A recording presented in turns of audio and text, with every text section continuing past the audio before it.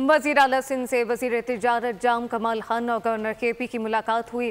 तीनों रहनुमाओं के दरमियान बाहमी दिलचस्पी के उमूर पर बातचीत की गई है, जबकि मुल्की माशी, माशरती और सियासी उमूर पर तबादला ख्याल किया गया है। तफसीलात काजी जंधेर से जानते हैं। जी काजी।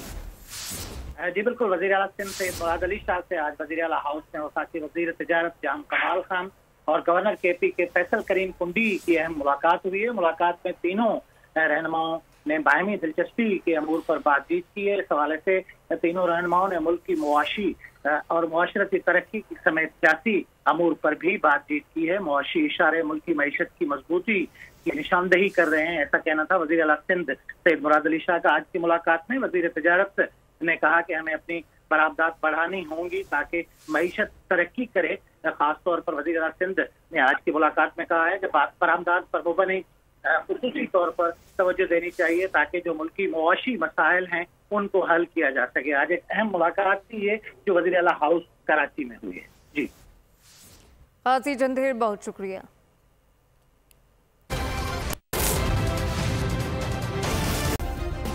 सब्सक्राइब करें और बेल दबाएं ताकि कोई खबर रह न जाए।